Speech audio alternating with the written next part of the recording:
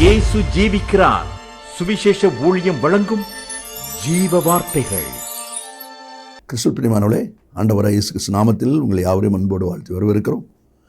இயேசு ஜீவிக்கிறார் ஊழியத்தின் சார்பாக ஜீவ வார்த்தைகள் நிகழ்ச்சிக்கு வந்த உங்களை கர்த்தர் ஆசீர்வதிப்பாராக. ஒவ்வொரு வாரமும் இதே நேரத்தில் இந்த வார்த்தைகளை கேளுங்கள், அநேகரை கேட்க செய்யுங்கள்.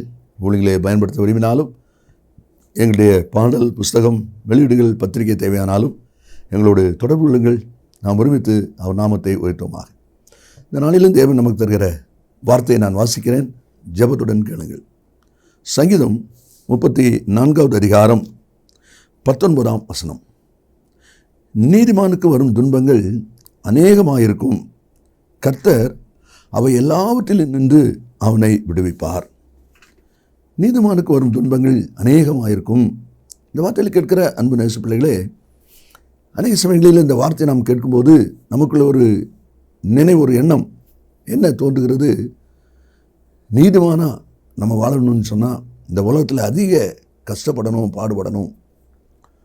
இதனால் சில மக்கள் விசுவாசிகள் சொல்லுவதை நானும் கேட்டிருக்கிறேன். ஆண்டவர் ரொம்ப நெருங்கி போனால் சோதனை நிறையா வருது, அதனால் பட்டுப்படாமல் ஆலயத்துக்கு போனோமா, ஏதோ கேட்டோமா, காணிக்க கொடுத்தோமா, வந்தோமா அப்படி வச்சுக்கிடணும். அப்படி நம்ம வச்சுக்கிட்டோன்னா பிரச்சனை இல்லை.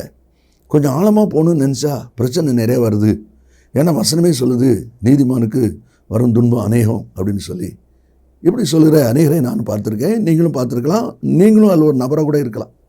ஆனால் ஒன்று தெரிந்து கொள்ளுங்கள், இந்த வார்த்தையில் சொல்லப்பட்டிருக்கிற அனுபவத்தின்படி நீதிமானுக்கு வரும் துன்பம் அநேகமாக இருக்கும் என்று சொல்லப்பட்டிருக்கிறது. என்னுடைய உண்மை தன்மை என்ன அப்படின்னா, என்ன ஒரு அதில் இருக்கிற ஆழம் என்ன அப்படின்னு சொல்லி பார்த்தா, நீ நீதிமானாய் வாழ வேண்டுமானால் அநேக துன்பத்தின் வழியாய் தான் நீ வர வேண்டும். அநேக பாடங்கள், அநேக வேதனையின் அனுபவங்கள் தான் நம்ம உருவாக்குறது. இது நமக்கு நல்லா தெரியும். நீதிமானாக நீ மாற வேண்டுமானால் நீ கடந்து வர வேண்டிய பாதையில் அநேக வேதனைகள் இருக்கிறது, அநேக பாடுகள் இருக்கிறது. அந்த பாடுகளின் பின்னாலே, அந்த வேதனையின் முடிவில் நீ நீதிமான் என்று ஆகுவாய். அந்த நீதிமானுங்கிற உயர்வுக்கு வர வேண்டுமானால் பாடுகளின் பாதை, அதுதான் தேவனுடைய வார்த்தையில் சொல்லப்பட்டிருக்கிற ஒரு அழுத்தமான, ஒரு ஆழமான ஒரு அனுபவம். 10வது வகுப்பு படிச்சிருக்கேன் அப்படின்னு சொன்னால் 10 வருஷம் படிச்சிருக்கேன்னு அர்த்தம். காலேஜ் முடிச்சிருக்கிறேன், பேச்சுலர் டிகிரி முடிச்சிருக்கிறேன் அப்படின்னு சொன்னால் கூட 3 வருஷம். நான் மாஸ்டர் முடிச்சிருக்கிறேன், பிஹெச்டி முடிச்சிருக்கிறேன் அப்படின்னா அப்போ அத்தனை வருஷம். அப்போ இத்தனை வருஷம் சோதனை. 10வது வகுப்புக்கு 10 வருட சோதனை. அதுபோல் அதுக்கு கூட அப்போ எத்தனை வருஷம் அதிகமாகுதோ அதுபோல் நமக்கு டிகிரி அதிகமாகுது. இதே போல் நீதிமான் என்கிற ஸ்டேட்டஸ்க்கு நீங்கள் வரணுமானா, ஸ்டேஜுக்கு நீங்கள் வரணுமானா, நீ கடந்து வர வேண்டிய பாதை அநேக துன்பம், வேதனை, பிரச்சனை, போராட்டம் நிறைந்த பாதை. ஆனால் அவன் எல்லாவற்றிலும் கர்த்தர் உன்னை விடுவிப்பார்னு சொல்லியிருக்காது. என்ன? நீதிமான் ஆகும்படி பிரயாசப்பட்டு ஓடிக்கொண்டிருக்கிற, செயல்பட்டு கொண்டிருக்கிற வாழ்க்கையில் என்னென்ன துன்பம், என்னென்ன பாடுகளின் பாதை, என்னென்ன பயிற்சி சாலை கர்த்தர் அனுமதிக்கிறாரோ அந்த பயிற்சி சாலையிலே நாம் கெட்டு போகாதபடி, சிதைந்து போகாதபடி, உடைந்து போகாதபடி ஆண்டவர் நம்மை காக்கிற தேவனாக இருக்கிறார். அல்லேலூயா. அதைத்தான் வாசிக்கிறோம். யோசேப்பு ஆடு மேய்க்கிறவன் தான், ஆனால் அதிபதியாக வந்துட்டான். அவன் கடந்து வந்த பாதை யோசித்து பாருங்கள். அந்த கடந்து வந்த பாதையெல்லாம் கிட்டத்தட்ட 13 ஆண்டுகள் அவனுக்கு பயிற்சி சாலை. அதில் கடந்து வந்த அநேக அனுபவங்கள், கண்ணீரின் அனுபவம், வேதனையின் அனுபவம், சிறைச்சாலையின் அனுபவம், சகோதரர்களை விட்டு போடுற அனுபவம், இதெல்லாம் நம்ம பார்க்கும்போது இதையெல்லாம் கடந்து வந்ததுனால தான், இவ்வளவு போராட்டங்களை சகித்ததுனால தான் அதிபதிக்கு வந்திருக்கிறான். அதுதான் சொல்லியிருக்கு, நீ நீதிமானாய் வர வேண்டுமானால் அநேக பாடிலும் பாதை. அதைத்தான் தேவனுடைய வார்த்தையில் சொல்லப்பட்டிருக்கு. அப்போஸ்தலர் 14:22 நாம் அநேக உபத்திரங்கள் வழியாக தேவனுடைய ராஜ்யத்தில் பிரவேசிக்க வேண்டும் என்று சொல்வதை பார்க்கிறோம். அந்த நீதிமான் அனுபவத்தில் நீதிமொழி புத்தகத்தை நீங்கள் வாசிங்க, அதில் அநேக அனுபவம் இருக்குது. நீதிமான் என்றால் யார், எப்படிப்பட்டவன்? ஒரு 2 வருஷத்தை நான் சொல்கிறேன். நீதிமான் 10ஆம் அதிகாரம் 11ஆம் வசனத்தை வாசிப்பீங்கன்னா, நீதிமானுடைய வாய் ஜீவ ஊற்று அப்படி போட்டிருக்கு. நீதிமானுடைய வாய் அப்படின்னா புது புது தண்ணி. பழைய தண்ணிக்கு இங்கே இடம் கிடையாது. ஊற்று, யார் தண்ணி குறை வந்தாலும் ஊற்று அது பாட்டு சுரக்கும். அப்படின்னா எல்லாருக்கும் பயன்படக்கூடிய, பிரயோஜனப்படக்கூடிய ஒரு அனுபவம். அந்த வாயிலிருந்து வருகிற வார்த்தையினால அவ்வளோ ஆறுதல், தாகம் தீர்க்கிற அனுபவம், இதெல்லாம் அதில் இருக்குது. அதே 10ஆம் அதிகாரம் 25ஆம் வசனத்தில் நீதிமானோ நித்திய அஸ்திவாரம் உள்ளவன், விசுவாசத்திலும் சரி, பரிசுத்தத்திலும் சரி, உடன்படிக்கையிலும் சரி அஸ்திவாரம் ஸ்ட்ராங்காக இருக்கும். அதுதான் நீதிமான். அதனால சொல்லப்பட்டிருக்கு. 21ஆவது அதிகாரம் 26ஆம் வசனத்தில் நீதிமானோ பிசினித்தனம் இல்லாமல் கொடுப்பான். பிடிக்க அல்ல, பிசினித்தனம் இல்லாமல் கொடுப்பான். இப்படிப்பட்ட மேலான அனுபவங்கள் இருக்கிறதை பார்க்கிறோம். 2 காரியங்களை வேகமாய் நாம் வாசித்து ஜெபிக்க போகிறோம். யாரை கொடுத்து நீதிமான் என்ன அனுபவத்தில் சொல்லி இருக்குது? எபிரேயர் 11ஆம் அதிகாரம் 4வது வசனத்தை நாம் வாசிக்கும் போது அதிலே விடமாய் வாசிக்கிறோம். விசுவாசத்தினாலே ஆபேல் காயினுடைய பலியிலும் மேன்மையான பலியை தேவனுக்கு செலுத்தினான். அதனாலே அவன் நீதிமான் என்று சாட்சி பெற்றான். அவனுடைய காணிக்கைகள் குறித்து தேவனே சாட்சி கொடுத்தார். அவன் மரித்தும் இன்னும் பேசுகிறான். இந்த வார்த்தை கவனிங்க. காயினும் காணிக்க கொடுக்குறான், ஆபேலும் காணிக்க கொடுக்குறான். ஆனால் 2 பேரும் பலி கொடுக்குறாங்க. ஆனால் காயினுடைய பலியை விட இவனுடைய பலி மேன்மையானது என்று சொல்லப்பட்டிருக்கிறது. அதோடு மட்டுமல்ல, அந்த காணிக்கை குறித்து தேவனே சாட்சி கொடுத்தார் என்பதையும் நாம் அதில் பார்க்கிறோம். அப்படியானால் ஈகையின் தன்மை நீங்களும் நான் கொடுக்க தான் செய்கிறோம். நம்முடைய ஈகை குறித்து கர்த்தர் சாட்சி கொடுப்பாரா? அப்படி சாட்சி கொடுக்கும்படியாக நம்முடைய ஈகை, நம்முடைய கொடுக்கிற தன்மை இருக்குமானால் நாம் அந்த நீதிமான் அந்த லிஸ்ட்டில் வந்திருக்கிறோம் அப்படின்னு சொல்லி அர்த்தம். ஆதியாகமம் 4:4 வாசிக்கும் போது கர்த்தர் ஆபேலையும் அவன் காணிக்கையும் அங்கீகரித்தார். அவன் காணிக்கை அங்கீகரிக்கும் முன்பாக அவன் அங்கீகரிக்கப்படுகிறான். நீங்களும் நான் அங்கீகரிக்கப்பட்டால் நாம் கொடுக்கிறது அங்கீகரிக்கப்படும்.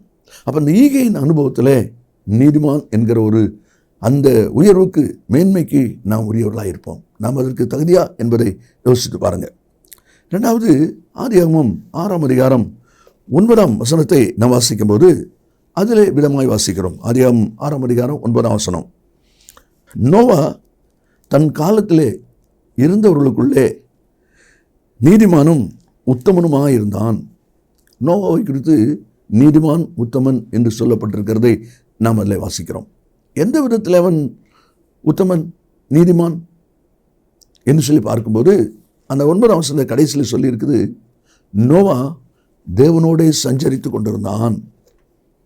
தேவனோடு சஞ்சரித்து கொண்டிருந்தான் என்று சொல்லி இந்த வார்த்தை இருப்பதை பார்க்கிறோம். அப்படியானால் சஞ்சரித்து கொண்டிருப்பது எப்போதாவது அல்ல.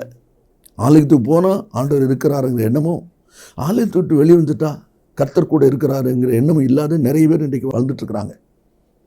ஆனால் எப்போதும் இருந்தாலும், எழுந்தாலும், நடந்தாலும், படுத்தாலும் தேவன் என்னோடு கூட இருக்கிறார். தேவன் என்னை நடத்துகிறார். நான் தேவனோடு இணைந்திருக்கிறேன், இசைந்திருக்கிறேன். அந்த ஒரு சிந்தை தான் அந்த தேவனோடு சஞ்சரிக்கிறதான ஒரு அனுபவம்.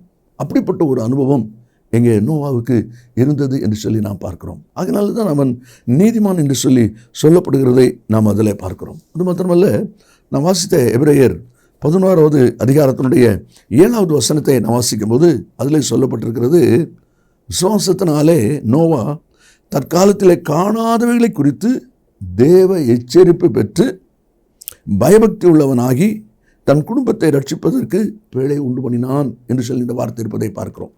அப்படியானால் அதில் சொல்லப்பட்டிருக்கிற அனுபவத்தை கவனிங்க. காணாதவளை குறித்து தேவ எச்சரிப்பு பெற்றான் என்று சொல்லி அதில் வாசிக்கிறோம். பேழைன்னா என்னன்னே தெரியாது, மழை பார்த்ததே கிடையாது.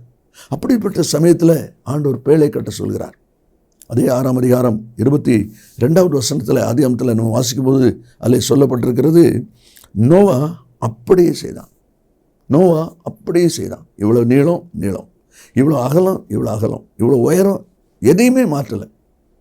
இவ்வளோ பெரிய உருவமாக இருக்கிற கப்பல் எப்படி பிறக்கும்? கர்த்தர் செய்ய சொன்னார், செய்யட்டும், அவ்வளோதான். அதுதான் நீதிமான். தேவன் உங்களை என்ன செய்ய சொல்லியிருக்கிறாரோ அதை செய்கிற விஷயத்தில் நீங்கள் சரியாய், நீங்கள் சீராய், தேவனுக்கு உரியவர்களாய் நீங்கள் இருந்தீங்க அப்படின்னு சொல்லி சொன்னால் உங்களுடைய காரியத்தில் நீங்கள் நீதிமானாக இருக்கிறீங்க என்பது அர்த்தம். அதைத்தான் இந்த வசனத்தில் நாம் வாசிக்கிறோம். நோவா அப்படியே செய்தான். ஆண்டவர் சொன்ன வார்த்தையில் கூட்டியோ குறைத்தோ அல்ல. தன்னுடைய சுயம், தன்னுடைய மனதில் ஏற்பட்ட நினைவு அதை உள்ளே கொண்டு வராமல் கர்த்தர் என்ன சொல்லியிருக்கிறாரோ அதை அப்படியே செய்யக்கூடிய ஒரு அனுபவம் அவனுக்குள்ளே இருந்தது என்று சொல்லி நாம் அதில் பார்க்கிறோம். அதனால தான் ஆதியாகமம் 7ஆம் அதிகாரம் 1வது வசனத்தை நம்ம வாசிக்கும்போது கர்த்தர் சொல்கிறார், உன்னை எனக்கு முன்பாக நீதிமானாக கண்டேன். பார்த்தீங்களா? நம்மையும் கர்த்தர் நீதிமானாக காண வேண்டுமானால் அவர் என்ன சொல்லியிருக்கிறாரோ அதை அப்படியே செய்யணும். கேள்வி வரக்கூடாது, சந்தேகம் வரக்கூடாது. அப்படிப்பட்ட ஒரு அனுபவம் தான் நீதிமானுடைய அனுபவம். அந்த அனுபவத்து வருவதற்கு பல பாடுகளின் பாதை இருப்பதை நாம் அதில் பார்க்கிறோம். இனி மூன்றாவது ஒரு அனுபவத்தை நாம் வாசிக்கும்போது லூக்கா 18:14 நாம் வாசிக்கும்போது அதில் சொல்லப்பட்டிருக்கிறது, அவனல்ல இவனே நீதிமான் ஆக்கப்பட்டவனாய் தன் வீட்டுக்கு திரும்பி போனான். ஒரே ஆலயத்தில் ஒரே நேரத்தில் பரிசேயனும் ஆயக்காரனும் போய் ஜெபிக்கிறாங்க. பரிசேயன் ஆலயத்துக்குள்ளே ஜெபிக்கிறான், ஆயக்காரன் வெளியே ஜெபிக்கிறான். அதனுடைய முடிவு ரிசல்ட் வருது. என்ன ரிசல்ட் வருது?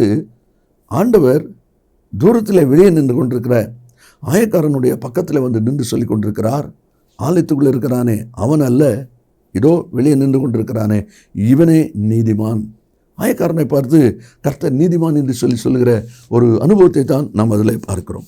அப்படி நீதிமான் என்று சொல்லப்படுகிற அனுபவத்துக்கு அவரிடத்தில் என்ன விசேஷித்த காரியம் இருக்கிறது என்று சொல்லி நீங்கள் பார்த்தீங்கன்னா, அந்த வசனத்தில் வாசிக்கிறோம், ஆண்டவரே சொல்கிறாரு, தன்னை உயர்த்துகிறவன் தாழ்த்தப்படுவான், தன்னை தாழ்த்துகிறவன் உயர்த்தப்படுவான். அப்படியானால் அந்த உயர்வின் ஆசீர்வாதத்தை பெற்றுக்கொள்வதற்கு நீதிமானம் என்று சொல்லி கர்த்தரால் புகழப்படுவதற்கு கர்த்தர் அவனிடத்தில் காண்கிற ஒரு காரியம் தன்னை தாழ்த்துகிற ஒரு அனுபவம் அதில் இருக்கிறது என்பதை அதில் பார்க்கிறோம். மாத்திரமல்ல, தூரத்தில் அவன் நிற்கிறான், கண்களை ஏறெடுக்க துணியாமல் தாழ்ந்து நிற்கிறான். இதெல்லாம் அந்த வசனத்தில் நம்ம வாசிக்கிறோம். மார்பிலை அடித்து கொண்டான், இதெல்லாம் கர்த்தர் பார்க்குறார். அப்போ இப்படிப்பட்ட ஒரு அனுபவம் தான் கர்த்தர் அவன் நீதிமான் என்று சொல்லும்படி ஆண்டவருக்கு அந்த எண்ணத்தை கொடுத்தது என்பதை நம்மளே பார்க்கிறோம். அதே போல் லூக்கா 15:1 வசனத்தை நம்ம வாசிக்கும்போது அதில் சொல்லப்பட்டிருக்கிறது, சகல ஆயக்காரரும் பாவிகளும் அவருடைய வசனங்களை கேட்கும்படி அவரிடத்தில் வந்து சேர்ந்தார்கள். ஆயக்காரர் தேவனுடைய வார்த்தை கேட்கும்படி இயேசுவிடத்தில் வந்தார்கள் என்பதை தான் அந்த அதிகாரம் சொல்வதை பார்க்கிறோம். இப்படி வார்த்தை குறித்த ஒரு தாகம் இருப்பதை நாம் அதில் பார்க்கிறோம். கடைசியாக மத்தேயு சுவிசேஷம் 1 வசனத்தை நாம் வாசிக்கும்போது அங்கே மரியாளுடைய புருஷனாகிய யோசேப்பை குறித்து நாம் வாசிக்கிறோம். அதில் என்ன சொல்லப்பட்டிருக்கிறது என்று நாம் பார்ப்போமானால், அவள் புருஷனாகிய யோசேப்பு நீதிமானாக இருந்து என்று வாசிக்கிறோம். மரியாளுடைய புருஷனாகிய யோசேப்பு நிச்சயிக்கப்பட்ட நியமிக்கப்பட்ட அந்த புருஷன் யாராம்? நீதிமான் என்று சொல்லப்படுறதை பார்க்கிறோம். அப்படி என்ன ஒரு விசேஷம் அவனிடத்தில் இருந்தது? நீதிமான் என்று சொல்லி அவன் அழைக்கப்படுகிறானே, சொல்லப்படுகிறானே, அதற்கு காரணம் என்ன என்று சொல்லி பார்ப்பில்லானால், இப்போ நடந்திருக்கிற ஒரு சம்பவம் மிகுந்த ஒரு வேதனைக்குரிய ஒரு சம்பவம். உலக பிரகாரம் அதை சொல்லப்பட்டிருக்கிறது. 18ஆம் வசனத்தில் கடைசியில், யோசேப்புக்கு நியமிக்கப்பட்டிருக்கையில் அவர்கள் கூடி வரும் முன்னே அவள் கர்ப்பவதியானாள் என்று காணப்பட்டது. அவர்கள் கூடி வரும் முன்னே அவள் கர்ப்பவதியானாள் என்று காணப்பட்டது. இந்த நாட்களில் அது எப்படிப்பட்ட ஒரு நிலைமையாக இருக்குன்னு யோசிச்சு பாருங்க. அவ்வளோ பயங்கரமான ஒரு சம்பவம், ஏற்றுக்கொள்ளவே முடியாத ஒரு காரியம். ஆனால் இப்படிப்பட்ட சந்தர்ப்பத்தில் அவன் என்ன செய்கிறான்? அவன் நீதிமான் என்பதற்கு என்ன அனுபவம் இருக்கிறது என்று சொன்னால், அந்த 19ஆம் வசனத்தில் வாசிக்கிறோம், அவளை அவமானப்படுத்த மனதில்லாமல் என்கிற வார்த்தை மிக முக்கியம். அவளை அவமானப்படுத்துவதற்கு, இப்படிப்பட்ட ஒரு அருவருப்பான காரியம் நீ செய்துட்டேன்னு சொல்லி அவங்களை நோக பண்ணுவதற்கு விரும்பாமல் என்பது அதனுடைய அர்த்தம். அதோடு மட்டும் இல்லை, அவன் அடுத்து என்ன சொல்கிறான் பாருங்க. அதில் சொல்லப்பட்டிருக்குது, அவளை ரகசியமாய் தள்ளிவிட யோசனையாக இருந்தான். இந்த ரகசியமாய் தள்ளிவிட யோசனையாக இருந்தான் என்னுடைய அனுபவ உண்மை என்னன்னு சொன்னால், அவன் இந்த விஷயத்தை மற்றவங்கள்ட்டெல்லாம் பரப்பலை. இன்றைக்கி இப்படிப்பட்ட ஒரு காரியம் என்ன கேட்டிங்களா தெரியுமா உங்களுக்கு, இப்படியான்னு சொல்லி பறைசாட்டுகிற நிறைய மக்கள் பெருகிட்டு இருக்கிற காலத்தில் நம்ம இருக்கிறோம். ஆனால் அந்த யோசிப்பு யார்கிட்டையும் அதை பற்றி சொல்லலை. அதனால தான் ரகசியமாய் தள்ளிவிட. அப்படியானால் இப்படிப்பட்ட ஒரு தன்மையும் சுபாவமும் அவனிடத்தில் இருக்கிறத கர்த்தர் காண்கிறார். இன்றைக்கி ஆண்டவர் அதே தான் நம்மிடத்துலையும் எதிர்பார்க்கிறார், நீதிமான் என்கிற ஒரு அனுபவத்தில். அது மாத்திரம் கடைசி நம்ம வாசிக்கிறோம் 24ஆவது வசனத்தில், யோசேப்பின் நித்திரை தெளிந்து எழுந்து கர்த்தருடைய தூதன் தனக்கு கட்டளையிட்டபடியே அவளை சேர்த்து கொண்டான், தன் மனைவி சேர்த்து கொண்டான். அவமானப்படுத்த மனதில்லாமல் ரகசியமாக தள்ளிவிட யோசனையாக இருந்தான். ஆனால் தூதன் வந்து சொன்ன உடனே அப்படியே ஏற்றுக்கொண்டான் என்று பார்க்கிறோம். எப்படி முடிகிறது? அதுதான் நீதிமான். ஆகத்தான் தேவனுடைய வார்த்தை சொல்வதை பார்க்கிறோம். அதனால தான் இந்த வசனம் சொல்லப்பட்டிருக்கு, நீதிமானுக்கு ஒரு துன்பங்கள் அநேகமாக இருக்கும். அப்படின்னா ஆண்டவரை நெருங்க சோதனை வரும், இது தப்பு. அப்படி இல்லை. நம்ம அப்படி தான் நமக்கு சொல்லி கொடுத்துட்டாங்க, நம்மளே அப்படி தான் நினச்சிட்டோம். இல்லை, நீ நீதிமான் ஆகணும்னா, அந்த ஸ்டேஜுக்கு நீ வரணும்னா இவ்வளோ பாடுகளையும் போராட்டங்களையும் கடந்தால் தான் வர முடியும். அப்போ நீ நீதிமான் ஆகணும்னா நீ அநேக பாதையில் வரணும், அதுதான் சொல்லப்பட்டிருக்கு. ஆனால் அப்படிப்பட்ட பாதையில் நீ வரும்போது நீ உடைந்து போகாமல், நொறுங்கி போகாமல், மரித்து போகாமல் காப்பதற்கு கர்த்தர் நம்மோடு கூட இருக்கிறார். ஆனால் தான் வசனம் சொல்லுது, கர்த்தர் அவை எல்லாவற்றிலும் நின்றவனை விடுவிப்பார். அதே தேவன் நம்மத்தில் இருக்கிறார். நாம் ஜெபிப்போமா? இயேசு சீக்கிரம் வரப்போகிறார். நல்ல பிதாவே, நன்றியோடு துதிக்கிறோம். இந்த வார்த்தை கேட்கிற ஒவ்வொரு பிள்ளைகளும் ஆண்டவரே, இதுவரைக்கு நீதிமானுக்கு வரும் துன்பம் அதிகம்னு சொல்லும் பொழுது, ஆண்டவரை ரொம்ப நெருங்கி பிடிச்சா சோதனை அதிகம் வருது அப்படிங்கிற ஒரு எண்ணத்தை மாற்றி நீ நீதிமான் ஆகணுமானா அநேக பாடல்கள் பாடலில் வந்து தான் அதை ஜெயிக்க முடியும் என்கிற அனுபவத்தை எங்களுக்கு கற்றுத்தருகிறீர். தமிழ் பிள்ளைகள் ஒவ்வொருவரையும் விசுவாசித்து வாழ்க்கையில் அனுபவிக்க கர்த்தர் உதவி செய்வீராக. இயேசுவின் நாமத்தில் பிதாவே, ஆமென், ஆமென். கர்த்தர் உங்களை ஆசீர்வதிப்பாராக. ஆமென். மேலும் விவரங்களுக்கும் உங்கள் ஜெப தேவைகளுக்கும் நீங்கள் எங்களோடு தொடர்பு கொள்ள வேண்டிய முகவரி, ஜீசஸ் லிவ்ஸ் காஸ்பல் மினிஸ்ட்ரீஸ், சகோதரர் John M Jeyaraj, 123A Dohnavur road, Mavadi, Nellai மாவட்டம், தென்னிந்தியா 627107. செல்போன் 9443113292.